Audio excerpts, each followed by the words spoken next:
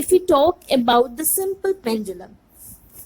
So in the simple pendulum, there is a rigid surface from which a long thread is suspended, and at the end there is a metal bob.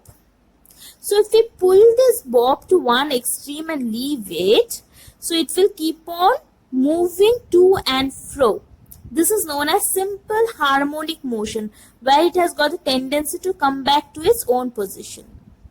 Now in a simple pendulum, one to and fro motion is called as one oscillation.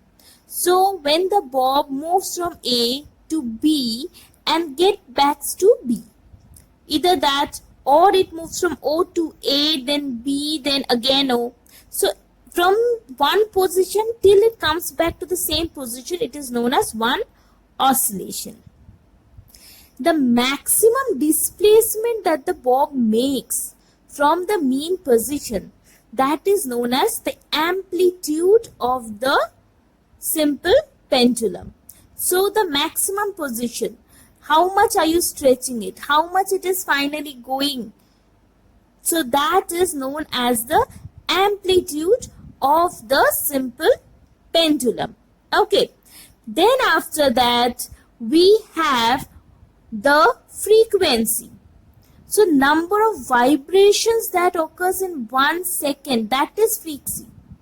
So we usually take the time period, we will just count 20 oscillations and then we will note the time, and then we will take an average, and 1 by t, when we calculate the reciprocal of t, that is what gives the frequency, and frequency is counted in hertz. Now as sound is a wave, it is similar to the wave that we get in this.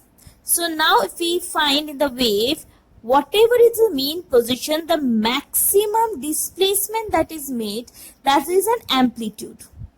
The wavelength, what I was talking in oscillation, from one position back to the same position, so that is wavelength given by lambda. And the number of that took place within 1 second, that is known as frequency. Now there are various characteristics of sound. We have loudness, pitch, and quality or timbre. Loudness, it will distinguish from loud and feeble sound, pitch from shrill to flatter sound, and quality will differentiate one sound from another having the same loudness and pitch. Okay, so now it is to see what factors it depends on.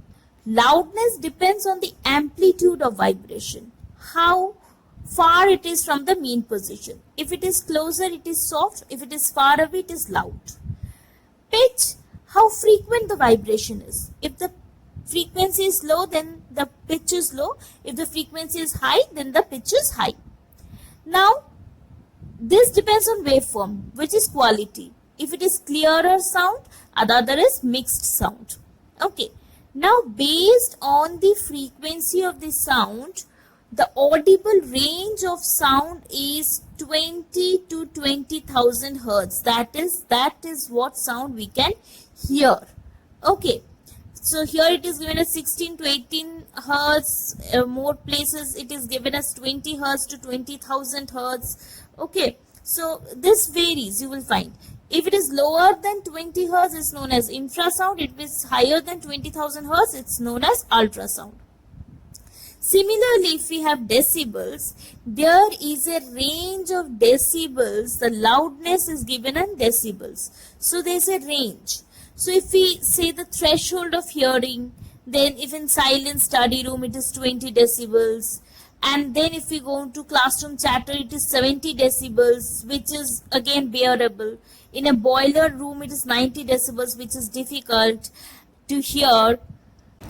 Whereas if we talk about the jet taking off, it is around 130 decibels, which again can cause various hearing issues if you are constantly with that.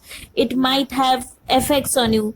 Or thresholds of pain, which is 140 decibels. So based on the loudness that we can hear, the threshold is given, the sound levels are given.